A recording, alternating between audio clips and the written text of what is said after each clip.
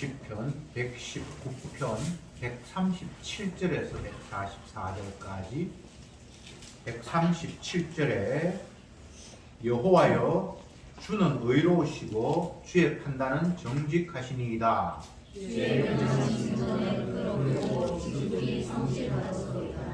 내 대적이 주의 말씀을 잊어버렸으므로 내 열승이 나를 소멸하였나이다. 주의 말씀이 심히 정정하고 주의 종이 살아나이다.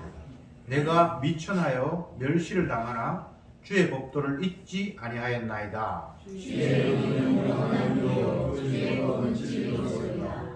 환난과 우환이 내게 미쳤으나 주의 계명은 나의 즐거움이니이다. 주의 즐거움은 영원히 들어오시니 나로 깨닫게 하사 살게 하소서. 아멘. 오늘 읽은 본문은 히브리어 알파벳 18번째인 차대로 시작되는 문장들로 채워져 있습니다. 22번째까지 알파벳이 진행이 되는데 오늘 18번째입니다. 주님의 말씀의 소중함, 말씀의 위력, 말씀에 대한 감격 이런 것들이 아주 다양한 식으로 다양한 표현 방법으로 묘사되고 있는데 오늘 137절 말씀에서는 말씀으로 시작하는 것이 아니라 주는 의로우시고 주의 판단은 정직하니이다 이렇게 시작하고 있습니다.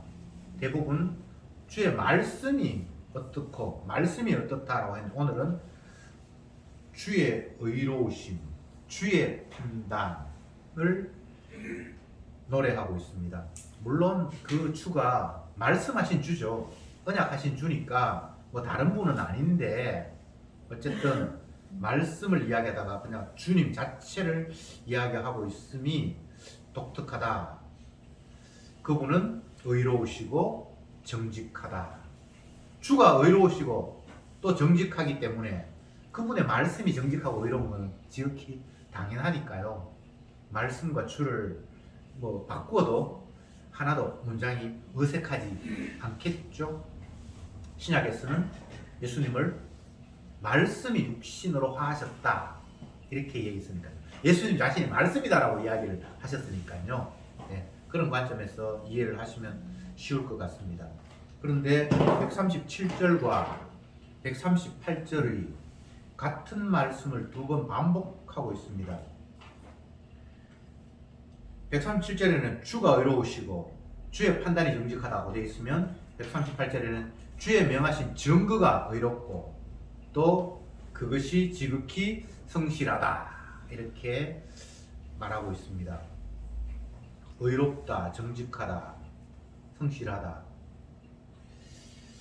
이게 그냥 쉽게 넘어가면 뭐 그렇게 그렇지 주님께서 말씀하시니까 그거는 정직하고 의로운 거지 이제 이런 식의 생각을 할 수 있습니다만 반드시 뒤집어서 우리가 생각해야 될 것이 이분의 말씀, 이분의 명령 외에는 의로움도 없고 정직함도 없다라는 의미가 여기에는 항상 내포되어 있습니다. 주님이 진리다라고 말할 때에는 그 외에는 진리가 없다라는 의미를 내포하고 선포되는 이야기라고요. 우리는 이것도 옳고 저것도 옳고 이런 생각을 가질 수 있잖아요. 시험 문제 내면 1번부터 4번까지 보기가 있으면 그 가운데 보통은 하나가 정답일 수 있지만 뭐 2개가 정답이 될 수 있잖아요. 그렇죠, 그죠? 그런데 주님께서 이것이 참이다 라고 내세울 때에는 그것 외에는 다 거짓이라는 의미로 하시는 말씀이다라고요. 네, 그렇게 받아들여야 된단 말입니다. 하나님의 말씀이 영원하다라고 하면 그 하나님의 약속 말씀 외에는 영원한 게 없다라는 의미를 담아서 던지는 이야기라고요. 그러니까 항상 반대편을 생각해 보아야 돼요. 예수님이 내가 길이고 진리고 생명이다 이렇게 말씀하셨을 때에는 예수님 외에는 길도 없고 진리도 없고 생명이 없다라는 이야기를 하시면서 던진 이야기입니다. 그러니까 얼마나 감사한 일인지 답이 하나예요. 진리가 하나예요. 죄인은 그 결과가 죄로 말미암아 영원한 저주와 심판입니다. 그런데 성경은 죄를 용서받는 방법을 거론하고 계십니다. 굉장히 기쁜 소식이죠. 죄인은 저주 받을 수밖에 없는데 그 죄인이 죄를 용서받는 방법을 기쁜 소식으로 전했습니다. 그게 어떤 방법일까요? 회개한다? 착한 일을 더 많이 한다? 마귀는 답을 가리기 위해서, 예수님을 가리기 위해서, 십자가를 가리기 위해서 자꾸만 다른 것들을 제시를 합니다.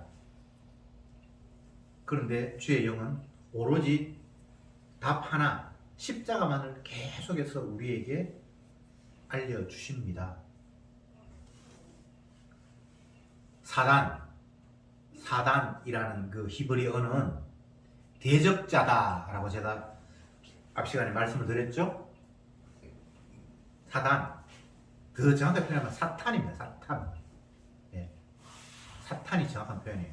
사탄은 대적자, 하나님을 반항하고 하나님이 하신 일에 맞선다라는 차원이에요. 대적자예요. 대적자. 뭘 대적을 합니까? 하나님은 자기 아들의 희생, 십자가를 계속해서 전면에 내세우시는데 사탄, 대적자는 그 십자가를 자꾸 흐리게 만들어요. 복음을 이야기한다고 성도들끼리 모여있다가 처음에는 십자가로 이야기했는데 나중에는 네가 만나 내가 만나 엉뚱한 데로 흘러가버려요. 그게 마귀에게 노란한 꼴이 되어버리는 거죠. 주님이 의로우신 분이고 정직한 분이다. 그러기에 똑같이 138절에 그분의 증거도 역시 의롭고 성실하다. 이렇게 지금 같은 말을 반복하고 있습니다. 그러면 주님의 말씀, 주님이 증거하신 내용 외에는 참도 없고 의도 없는 거예요. 두 개가 답은 아닙니다. 하나만 답이에요. 예수님만 길이고 진리입니다. 다른 건 길이고 진리일 수가 없습니다. 근데 사람들이 이렇게 얘기를 하면 배타적이다. 너무 한쪽에 치우쳐 있다. 이런 이야기를 하죠. 왜 십자가만 이야기하냐? 다른 이야기도 해야지. 그게 마귀의 전략이에요. 십자가를 흐리기 위한 전략이에요. 성경에 있잖아. 십자가도 있지만 부활도 있고 천국도 있고 뭐 다른 거 많잖아.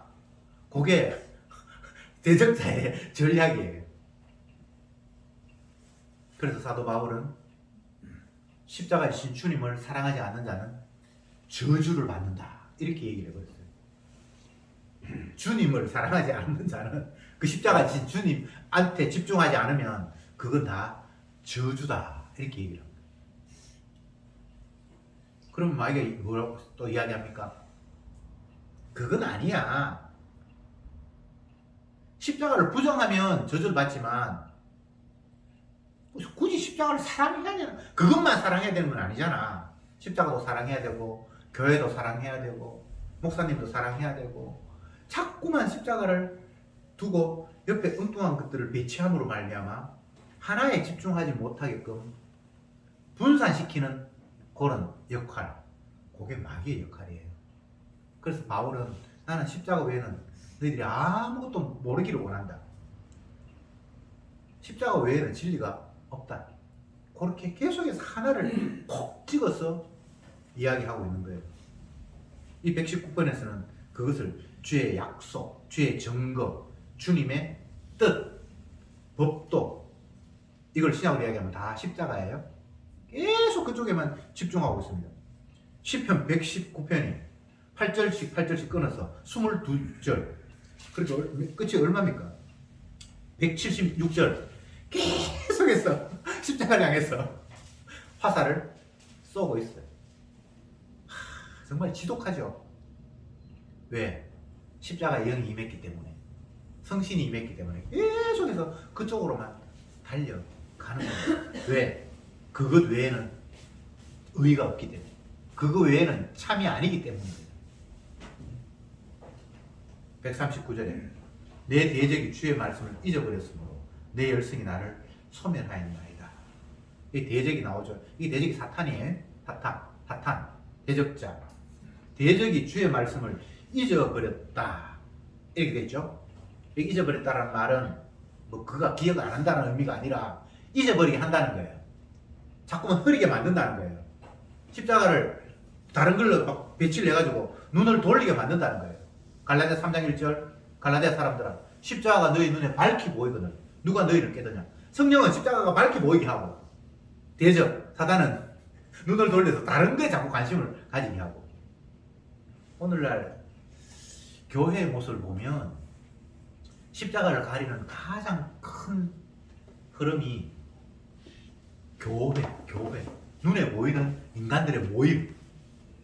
그래서 우리 교회는 많이 모였다, 너무나 은혜롭다, 이번에 건물 새로 지었다, 교회관 새로 지었다, 자꾸만 눈에 보이는 교회 쪽으로 관심을 기울이게 하는 거예요. 그게 마치 십자가를 대체할 수 있는 양. 근데 오늘 본문에 의하면 주의 말씀이, 주님이 진리고 참이라면 눈에 보이는 교회는 참이 아니잖아요. 그렇잖아요, 그죠? 주의 말씀을 잊어버렸으므로, 대적이 주의 말씀을 자꾸만 흐리게 하기 때문에 내 열성이 나를 소멸하였나이다. 여기는 내 열성이 나를 소멸했다는 것은 주의 말씀을 잊어버리게 했기 때문에 내 기쁨이 이렇게 깔아앉았다, 이런 의미가 아니고, 빡쳤다, 내가 완전히 화가 머리 끝까지 났다, 이런 표현이 내 열성이 나를 소멸했다, 불태웠다, 이렇게 표현을 하고 있습니다.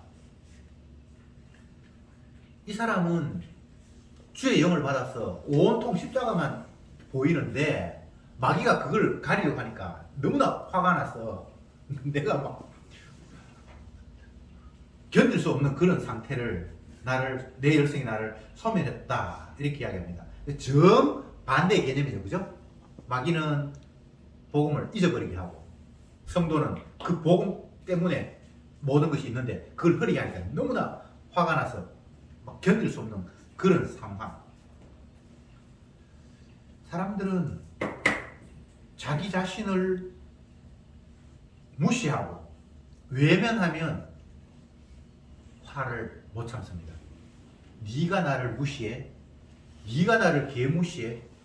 이게 화가 나는 가장 심각한 이유예요. 왜? 지가 선악과도 안 보고 신이 됐으니까. 감히 네가 나를 무시해? 인간은 이런 구도고요. 성령받은 성도는 십자가를 흐리면 열받는 겁니다. 그렇게 돼 있어요. 네. 자기를 무시했다고 그렇게 화 안 내요.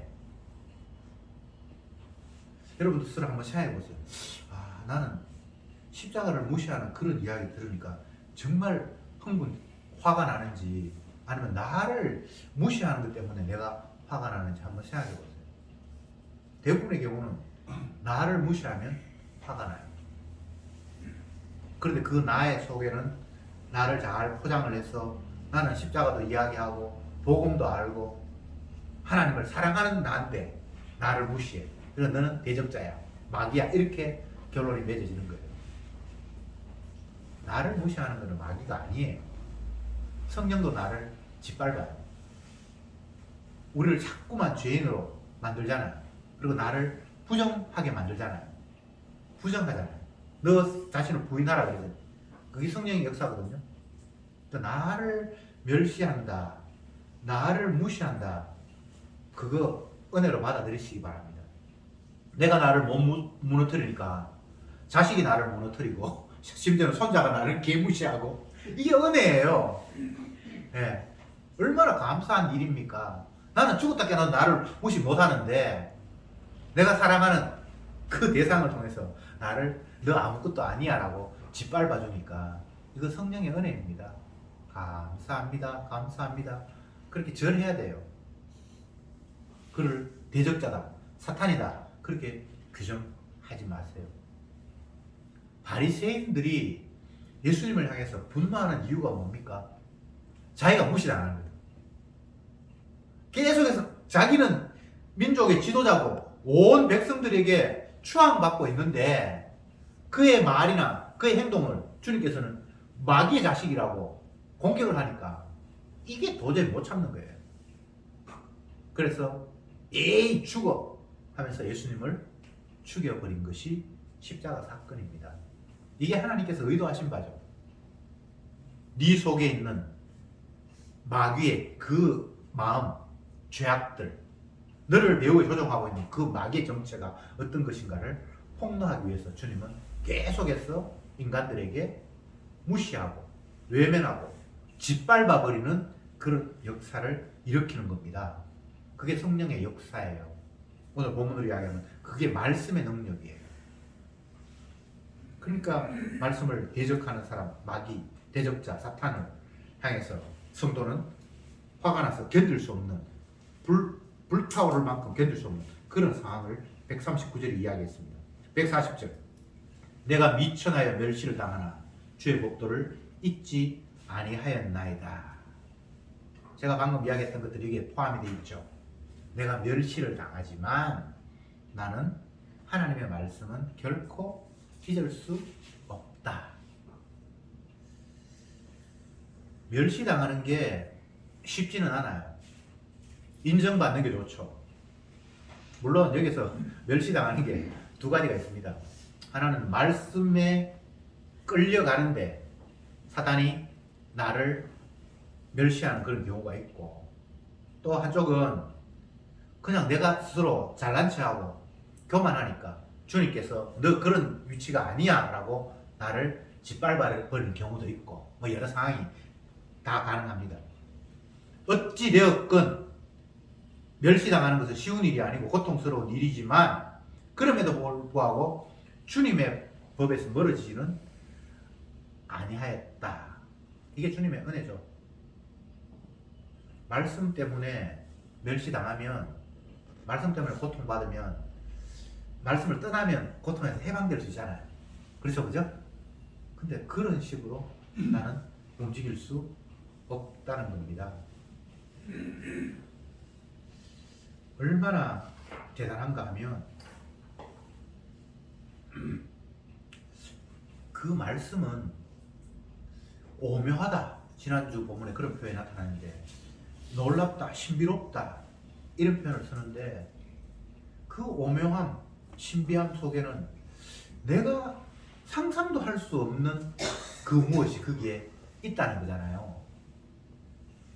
그런데 그것이 또한 나를 상상도 할 수 없는 것이 긍정적이고 좋은 쪽으로도 상상도 할 수 없는 기품이 있고, 또 반대로 힘들고 어려운 그 고난을 주는 것도 그게 포함이 돼 있어요. 우리가 통상적으로 좋다라고 하는 것은 내가 받아들일 수 있고 원하는 것만 오는 것을 좋다라고 이야기하잖아요. 나를 찌르고 괴롭게 하는 것은 그 좋은 거에 해당이 안 되잖아요. 근데 말씀에는 그 양편이 다 있는 거예요. 내가 너무 달고 행복하고 편안한 그런 것이 그 말씀 안에 담겨 있고, 또 그 말씀이 나를 괴롭히고 찌르고 아프게 하는 것이 또한 담겨 있어요.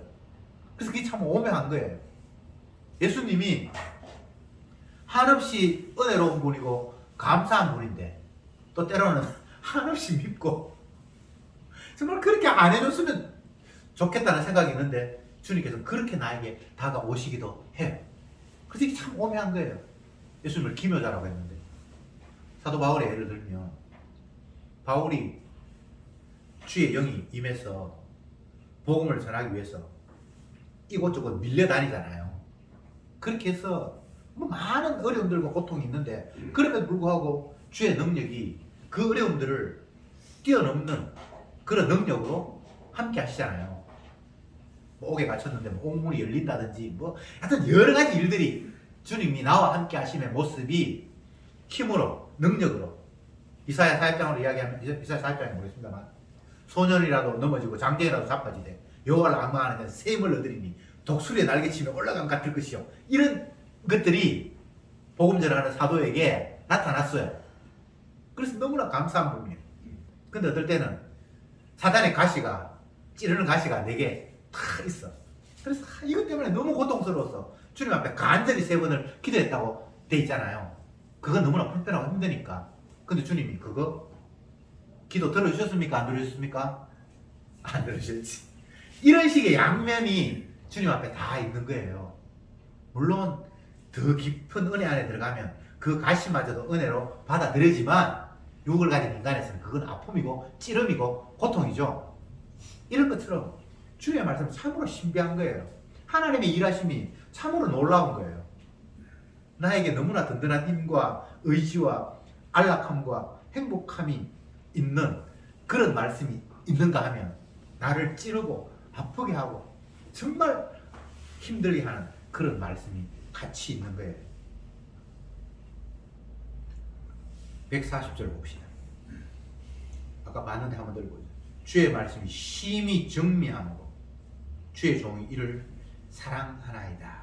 이 말씀이 심히 정미하다, 아주 정밀하다, 세밀하다, 너무나 선명하다. 그렇기 때문에 나는 이 종은 그 말씀을 사랑한다. 그래서 말씀을 정미하다라고 했는데 정미라는 그냥 우리의 그 언어적인 해석으로는 정미소 생각하면 됩니다. 결을 가지고 정미소에 가서 그 기계 안에 들어가 버리면 껍데기 다 까지고 알만 싹 나오잖아요. 그죠? 그게 정미예요. 정미. 예. 이걸 다른 말로 하면 철을 용광로 안에 집어넣어서 불순물들은 다 버리고 순수한 뭐 금이나 은을 이렇게 재련해내는 그걸 다 정미, 그런 개념으로 이해하면 됩니다. 하나님의 말씀이 너무나 세밀하기 때문에 이 말씀을 통과해버리면 온전한 정결함으로 탄생하는 그런 능력이 있다는 거예요. 그러니까 그 종이 주의 말씀을 이를 사랑하나이다. 사랑하지 않을 수 없잖아요. 그 말씀을 통과해보니까 내 죄인된 모습들이 너무나 선명하게 보이고 그걸 통과함으로 말미암아 주님께서 깨끗게 하셨어. 의롭게 하셨어. 그것 전체를 다 보게 되니까 그 말씀을 사랑할 수밖에 없다는 겁니다. 참 말씀이 놀랍죠, 그죠? 말씀이 우리를 찔러 쪼개기도 하고 변하기도 하고 또 아프게도 하고 뭐 별별 일들이 다 일어나는데 결과적으로는 나를 온전케 하시는 겁니다. 세상은 온갖 이론과 유혹들이 우리를 흔들고 있어요. 그 모든 것들은 결국은 주님의 말씀을 흐트리는 사단의 대적자의 일이에요. 신문을 본다든지 뉴스를 듣는다든지 많은 소식이 들려오잖아요. 해외 소식 들려오고 우리나라에도 뭐 어느 지역에 어떤 일이 일어났고 뭐 산불이 일어났고 수많은 소식들이 들려오잖아요. 그거 다 헛된 겁니다. 복음의 광채 가리려고 마귀가 엉뚱하게 자꾸 정신을 분산시키는 역할들을 해요. 그래서 세상의 이론, 사람들의 소식 가운데 무엇이 나에게 유익하고 무엇이 불리할까를 가려내려고 하는 그런 노력하지 마세요. 다 복음의 강체를 가리는 소리들밖에 없어요. 아, 또 저렇게 해서 복음을 흩트리는구나. 그렇게 보면 돼요. 그게 답이에요. 아, 이거는 괜찮네. 아, 이런 식으로 하면 그래도 뭐 좀 살기 좋은 세상이 되겠다. 이거 다 마귀의 유혹이에요. 살기 좋은 세상을 꿈꾸지 마세요. 주님이 화가 나셔서 불태워버리겠다고 했는데 자꾸 엉뚱한 걸 꿈꾸면 안 되죠. 지도자 좀 제대로 뽑으면 살기 좋은 나라가 될까? 그거 마귀의 유혹입니다. 이 땅에 마귀의 자식들, 짐승의 나라에 누가 뭐 어떻게 다스려서 행복하게 된다. 그런 거는 말이 안 되는 거예요. 하나님의 진노가 불의를 쫓아 하나님의 의를 막는 자에게 나타나나니 이렇게 되어 있습니다. 하나님의 화내심이 불의를 따라가는, 의를 따라가는 것이 아니고 말씀을 따라가는 것이고 말씀을 믿는 것이 아니라 말씀을 방해하는 사탄을 따라가는 자에게 하나님의 진노가 일어난다라고 그렇게 성경에 기록되어 있어요. 이 세상은 마귀가 장악해서 복음의 강체를 가리는 세상이에요. 십자가를 드러내는 세상이 아니에요. 주님의 약속이 진리라고 선포하는 세상이 아니에요. 요즘은 환경오염이 너무 심해가지고 맑은 날이 없다. 뭐 오존이 뭐 어쩌고 저쩌고 계속 그런 이야기를 해요. 그리고 사실 또 숨 쉬어봐도 먼지가 너무 많고 하얀 뭐 차에 보면 먼지가 막 끼어 있는 게 우리 눈으로도 확인하고. 그러니까 공기를 정화하기 위해서 뭐 산소 배출량을 줄여야 된다. 화석연료 쓰지 말고 청정에너지를 사용해야 된다. 그런 이야기를 하면 귀가 솔깃하잖아요. 그렇게 하면 우리가 훨씬 살기 좋은 세상이 될 거라고 생각을 하잖아요. 그것 자체가 십자가를 바라보지 못하게 하는 복음의 강체를 가리는 마귀의 음성이에요. 인간이 노력해서 환경오염 줄이고 청정에너지 만들고 하면 영생할 수 있습니까? 그 아들 예수의 피가 우리를 깨끗게 하는 방법 외에는 다른 방법이 없거든요. 그런데 자꾸만 다른 소리를 하는 거예요. 142절에 주의 의는 영원한 의요 주의 법은 진리로소이다. 그래서 영원함, 이게 중요합니다. 주의 의가 영원하다는 것은 주의 의 외에는 다 잠깐 있다가 없어져 버릴 것다, 이런 식으로 받아들이면 돼요. 하나님이 내세운 의, 그것만이 영원해요. 다른 거는 다 뭐 조금 있었던 것 같은데 없어져 버렸어. 뭐 좋았던 것 같은데 없어져 버렸어. 제가 주식 이야기 했는데 한참 주가가 올라가는 것 같은데 어느 날 갑자기 그냥 꺼져버려요. 주님의 의, 주님의 약속 외에는 영원한 게 아무것도 없습니다. 잠시 있다가 없어져 버릴 거 그거 붙들어 봐야 요동하는 바다 물결 같은 거. 요동한다는 것은 고정되어 있지 못하고 안정적이지 않다는 이야기잖아요. 여러분, 이 세상에 그 어떤 것을 붙들어도 안전한 게 없습니다. 한국의 은행이 불안해서 스위스 은행에 예금해놨다. 이런 얘기도 제가 들어봤어요. 은행도 못 믿어가지고 어떤 사람은 자기 집 금고에 현금을 넣어놓은 사람도 있어요. 이번에 강원도 산불 났는데 5만원짜리 10몇 몇만 장이 다 타버렸는데 우리 생각으로는 잘 이해, 여러분은 그만큼 돈이 없었어요. 금고에 돈을 넣어놨는지 모르겠는데 은행도 못 믿는 거예요. 그러니까 내가 나의 안전을 추구하기 위해서 우리 집에 금고 따라 돈을 넣어놓는 거예요. 근데 또 불 나쁘니까 그것도 또 안전하지 않네. 우리는 계속해서 흔들리는 세상 속에서 안정을 찾으려고 애를 씁니다. 근데 주님의 말씀 외에는 안정이 없는데 그냥 흔들리면서 사세요. 붙들려고 생각하지 마세요. 아니 내가 붙들 수도 없는데 뭐 한 살, 두 살 넘으면서 흰머리 자꾸 늘어나고 자꾸 어디 무릎 아프고 허리 아프고 이게 하나님의 말씀에 살아있다는 증거잖아요. 영원하지 않다. 너희들은 잠깐 보이다가 없어지는 안개와 같다라는 말을 성경에만 기록한 것이 아니라 하나님이 만드신 이 우주 만물 속에 다 적용시키고 있잖아요. 그래도 하나님의 말씀이 없는 곳이 없어요. 해와 달, 공기, 나무, 뭐 이웃 모든 눈에 보이는 것 속에 하나님의 말씀으로 가득 채워서 지금도 하나님이 살아서 말씀대로 밀고 가신다. 불도저처럼, 탱크처럼. 탱크가 밀고 갈 때는 그 앞에 아무것도 두려운 게 없어요. 대항에서 막아설 뭐가 없어요. 하나님 말씀은 그런 거예요. 그냥 밀고 가십니다. 그것만이 영원해요. 그것만이 확실해요. 그것만이 참이에요. 나머지는 다 잠깐 있다가 그냥 사라져 버릴 것들이에요. 그러니까 그게 진리죠. 진리. 진리라는 건 변함이 없어야 되잖아요. 그죠? 영원해야 되잖아요. 어느 날 갑자기 바뀌었다. 그럼 그걸 진리라고 말하지 않잖아요. 인간의 과학. 오늘 이 시대에는 과학이 하나님. 과학적이다 그러면 그거 다 그 앞에 머릿속에. 근데 그 과학이 수시로 바뀌어. 지동설이 천동설로 바뀌듯이 어느 날 갑자기 빛을 파동이라고 그랬다가 입자라고 그랬다가 파동도 되고 입자도 된다고 그랬다가 나중에는 또 어떻게 바뀔지 몰라요. 그게 과학입니다. 경제학자들이 주장하는 걸 들어보면 미국의 대공황이 2차 대전 뭐 일어나고 있는데 대공황이 일어나가지고 경제가 추락을 하고 돈 가치가 떨어지고 주식 가치가 떨어지고 그렇게 할 때에 많은 사람들이 경제학자들이 절약하는 것만이 살 길이다. 그렇게 해서 막 아끼고 절약하는 걸 갖다가 미덕이라고 선전을 했어요. 수도도 한 방울 물도 떨어지면 안 돼. 꼭 잠궈. 그렇게 이야기를 하고 그런 표. 근데 어느 날 갑자기 소비하라고 막 또 이야기를 해요.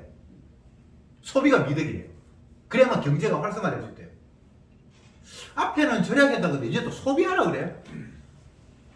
왜 이렇게 정반대 이론들을 학자라고 하는 사람이 한 입으로 두 말을 합니까? 그때는 그랬고 지금은 이래야 된다. 그때는 틀렸고 지금은 맞다는 거예요.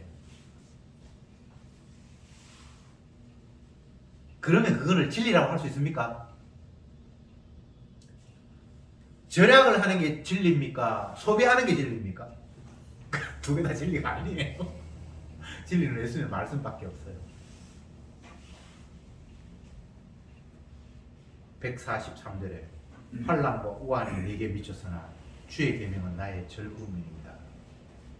말씀 때문에 환난이 오고 우환이 오고 그렇게 한다 할지라도 하나님의 말씀만이 나에게 행복이고 즐거움이라는 거예요. 왜? 그것만 영원하기 때문에. 환난도 핍박도 이거 잠깐입니다. 네. 이 세상 살 동안 계속해서 환난과 핍박이 와도 영원한 세월과 비교하면 하나님과 더불어 영생할 날과 비교하면 그게 잠깐이잖아요. 그러니까 주의 계명을 주님의 약속을 하나님의 영원한 말씀을 즐거워하면서 그것에 기댈 수밖에 없잖아요. 논리가 그렇잖아요. 이게 어려운 것 같아도 너무나 단순해요. 언제 끝날지 모르는 것과 영원한 것을 두고 당연히 영원한 것을 의지하고 그걸 바라볼 수밖에 없잖아요. 아무리 좋아도 이게 언제 끝날지도 모르는데 그걸 붙들 이유가 없잖아요.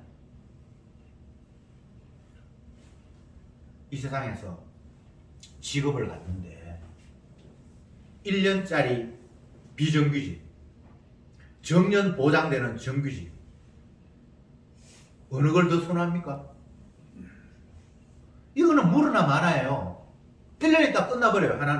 하나는 정년 보장 60살까지는 어쨌든 특별한 경우가 없으면 거기서 계속 일을 할 수가 있어요. 세상에서 이런 구분이 있잖아요. 이걸 통해서 우리에게 가르쳐준 건 뭔가 하면 너희들은 가능하면 비정규직 말고 정규직까지라 이걸 이야기하는 게 아니라 잠깐 있다 사라져버릴 것들을 네가 붙들래 영원한 것 붙들래를 우리에게 던지고 있는 물음이에요.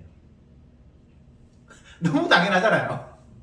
1년짜리 직장 구할래 정년 보장되는 직장 구할래 이건 뭐 국민학생한테도 물어볼 필요가 없어요. 남이 뻔한 거예요. 그런데 정작 우리의 삶은 잠깐 있다 사라져버릴 이 땅에 있는 거기에는 관심을 기울이면서 영원히 변치 않는 하나님의 말씀을 사랑하는 것은 희미한 거예요. 참 어리석죠. 정규직 세상 사람들이 좋다고 하는 직장 뭐 우리 가운데 그런 직장에서 정년까지 했는 사람 다 있어요. 근데 그것도 끝나네. 이 땅에는 영원한 게 없습니다. 그러니까 주님께서 말씀하시잖아요. 내 약속은 영원하다. 내가 너희에게 던진 이 말은 영원하다. 피 흘림이 없으면 죄 용서는 있을 수 없어. 짐승의 피로 되는 것 같지? 그건 흉내내기야. 제사 지내서 네 죄 용서는 같지? 그건 폼만 잡은 거야. 진짜 죄 용서는 죄 없는 하나님의 아들, 흠없는 어린 양이 피를 흘려야만 죄 용서가 있어. 그게 하나님이 변하지 않는 약속이잖아요. 그런데 죄인입니다, 죄인입니다 하면서 주님의 영원한 약속, 그 아들의 십자가를 바라보지 않고 죄인입니다 해놓고는 내 죄인이라고 했으니까 복 주세요. 십자가가 아닌 엉뚱한 쪽으로 빠져버리는 거예요. 내가 죄인이라고 했잖아요. 복 주세요. 내 어려움 좀 물러가게 해주세요. 환난 좀 얻게 해주세요. 우한 좀 얻게 해주세요. 이건 뭐가 잘못돼도 한참 잘못됐잖아요. 우리는 증인으로 주님이 살려놓으셨습니다. 십자가의 의미를 전파하기 위해서 우리를 살려놓으셨다고요. 이것은 구약으로 이야기하면 내 영광을 위해서, 나를 찬송하기 위해서 너희를 지었다. 똑같은 이야기죠. 주님 영광 받고 주님을 높이고 찬송하기 위해서 나를 지었는데, 그게 구체적으로 신약에 하면 어떤 식으로 찬송하냐 하면, 어떤 식으로 주님을 높이느냐 하면, 당신이 내 죄 때문에 희생당하셨잖아요. 그것 때문에 내가 살아있잖아요. 내가 살아있는 이유는 당신의 피 흘리심이 근거입니다. 이걸 이야기할 때 주님이 영광을 받는다고 하셨잖아요. 그런데 그 이야기 하는 것 같다가 주님 우한 없애주세요, 환난 없애주세요, 이런 쪽으로 흘러가 버린단 말이에요. 환난을 당함으로 십자가의 증인이 되면 환난을 당해야 돼요. 평안함으로 십자가의 증인이 되면 평안한 길로 가는 거예요. 십자가 증인되면 됐지. 내가 힘들다 편안하다 그거는 관심의 대상이 되면 그게 또 십자가에서 눈을 돌리는 거예요. 울 때도 있고 웃을 때도 있고 만날 때도 있고 헤어질 때도 있고 병들 때도 있고 치료시킬 때도 있고. 지난주 한 주간 동안 제가 몸이 영 좀 시원찮아가지고 힘들었는데 이제 또 회복이 됐어. 내가 힘들다 편안하다 그게 초점이 되면 안 되잖아요. 근데 우리는 자꾸 마귀의 유혹으로 십자가에서 눈을 돌려서 내 몸을 가지고 뭔가를 평가하고 판단하고 기준을 삼아요. 내 몸이 기준이 아닙니다. 내 몸은 자꾸 쇠약해져 가는데 그게 기준이 되면 되겠습니까? 안 되겠습니까? 고정적이지 않은데 내가 만약 영원하다면 기준이 될 수 있어요. 근데 우리가 느끼잖아요. 하루하루 자꾸 달라지잖아요. 어제 다르고 오늘 다르고. 특히 나이 들면 체력적인 문제 그리고 기억력이나 이 두뇌에 있어서 이제 우리 교인들은 뭐 거의 그런 거 다 느낄 이제 나이가 됐는데, 아니 내가 자꾸 변하는데 나를 고정시켜 놓고 뭔가 기준을 삼는다라는 그 자체가 말이 안 되잖아요. 기준은 분명히 있습니다. 변하지 않는 주님의 영원한 약속의 말씀. 거기에 기준을 삼아서 아니다, 맞다, 웃고 울고 하는 거잖아요. 저와 여러분들은 사그라져 가고 꺼져 가고 희미하게 바뀌어져 가지만 이걸 통해서 주님은 십자가를 증거하는 용도로 우리를 활용하고 계시는 거예요. 그러니까 십자가 증인이 되면 땡큐 그거면 다 하는 거예요. 십자가 증인 됐는데 왜 고기 안 주고 채소만 줍니까? 그런 말 하면 안 돼요. 고기 먹으면서도 증인돼야 되고 채소 먹으면서도 증인돼야 되고. 근데 주님 나는 채소보다는 고기 쪽인데요. 아니 나는 채소가 좋은데요. 아니 네 기호하고 아무 상관이 없다니까. 그 기호는 자꾸 마귀가 우리를 복음의 광채에서 멀어지게 하는 전략 속에 내가 말려 들어간 거예요. 그래도 내 아들은 잘 돼. 아니 왜 또 거기에서 엉뚱하게 나옵니까? 잘 된다는 게 뭐예요? 그 자체가 잘못된 기준이에요. 뭐가 잘 되는 거예요?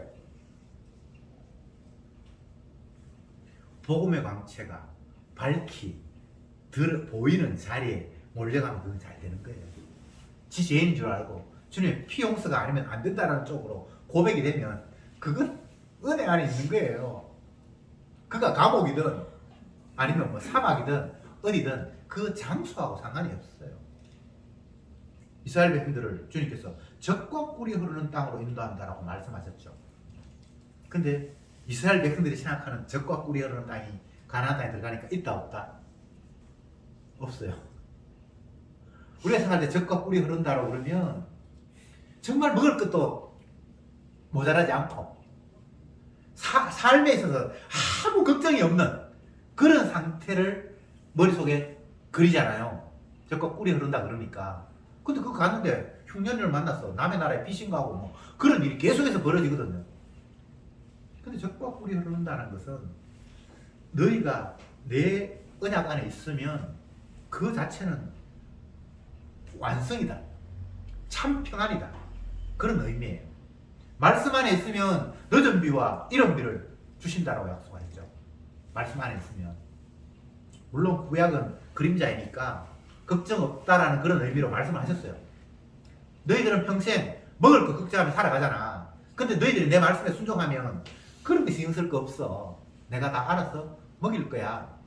마치 광야 통과할 때에 하루 양식 걱정할 필요 없이 만날 하나님께 내리듯이 그런 의미예요. 적과 꿀이 흐른다는 거.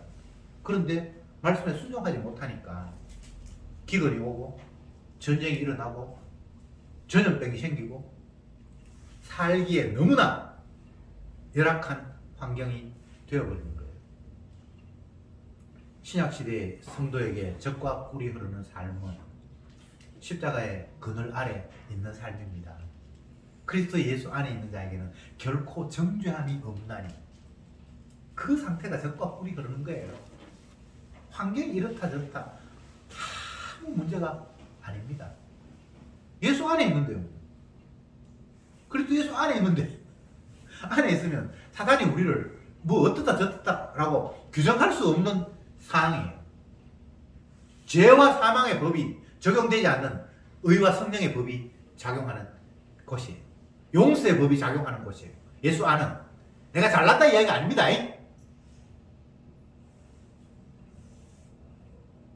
제가 젊은 시절에 교인 가운데 미군이 있어서 미군 부대 안에 서울에 지금 용산 지금 미군 부대 옮겨갔습니다. 평택으로. 옛날에는 용산이 미군 부대 큰 부대가 있었어요. 거기 신방을 갔어요. 그러니까 거기 딱 들어갔는데 놀라는 그 뭐냐 하면 완전히 미국식이에요. 도로가 있는데 우리는 차가 오른쪽으로 가잖아요. 근데 그 안에는 왼쪽으로 차가 다녀요. 그 안에는. 나중에 알고 보니까 그 지역 안에는 미국 영토로 간주하고 모든 미국 법이 적용이 되고 한국 법이 거기는 적용이 안 된대요. 제가 그걸 통해서 느꼈어요. 아, 그리스도 안에 있는 것은 내가 이 땅을 살아간다. 내가 대한민국에 살아간다 할지라도 만약 미군 부대 안에 내가 거했다라면 그건 대한민국의 법에 적용되는 것이 아니라 미국 법에 적용이 되는구나. 죄와 사망의 법, 율법이 적용되는 것이 아니라 성령과 의의 율법이 적용되는 것이 성도예요. 착하다는 이야기가 아닙니다. 여러분 오해하지 마세요. 멸망받을 사람과 의라고 주님 앞에 칭찬받는 사람이 윤리도덕적으로 비교해서 이 사람은 착하고 이 사람은 악하다 그런 의미를 성경이 이야기하고 있는 게 아닙니다. 전혀 다른 법이 적용이 되는 거예요. 한쪽에는 율법이 적용이 돼서 심판이 계속해서 쏟아지는가 하면 이쪽에는 십자가의 은혜가 용서의 법이 계속 적용이 돼서 의가 계속해서 쏟아지고 나오는 이런 구도를 성경이 이야기하고 있는 거예요. 그래서 예수 그리스도 안에 있는 자에게는 결코 정죄함이 없다고 이야기하고 있는 거예요. 이게 하나님의 약속이고 오늘 이야기하면 이게 법이고 이게 영원한 이야기예요. 근데 자꾸 다른데 왜 신경을 씁니까? 아이고 내가 이번에 또 실수를 했네. 엉뚱한 십자가를 안 바라보고 자꾸 다른 곳에 마음이 빼앗기는 순간이에요. 144절에 주의 정권은 영원히 의로우시니 나로 깨닫게 하사 살게 하옵소서. 다시 주의 법이 영원하다. 이게 영원하다라고 이야기를 합니다. 그러니까 그것 안에서 내가 살기를 원합니다. 제발 다른 데 마음 빼앗기지 말고 주님의 법 그것만이 의롭고 영원하니까 나는 그것만 날마다 깨달으면서 달려가기를 원합니다. 이게 십자가의 정인되는 모습이에요. 내가 산다라는 게 중요한 것이 아니라 주님의 말씀이 영원하다라고 십자가가 영원하다라고 그것만이 유일하게 우리의 생명이라고 증거하는 그 자리에 내가 살기를 원한다라고 기도하고 있습니다. 저와 여러분이 날마다 이런 기도가 우리에게서 터져 나오길 바랍니다. 기도합시다. 주님, 마귀는 계속해서 영원한 언약, 주님의 그 십자가의 능력을 가리기 위해서 비슷한 것을 옆에 두면서 엉뚱한 곳으로 마음을 흐트립니다. 그러나 성령께서는 우리에게 온전히 십자가만 밝히 보이게 하십니다. 이 갈림길 속에서 날마다 십자가가 밝히 보이게 하옵시고, 그래서 십자가를 마음껏 자랑하는 자리에 저들을 있게 해 주시옵소서. 죄와 사망의 법에 놓여 있음이 아니라 생명의 성령의 법이 우리에게 작동한다는 사실을 놓치지 않게 하옵소서. 예수님의 이름으로 기도드리옵나이다. 아멘.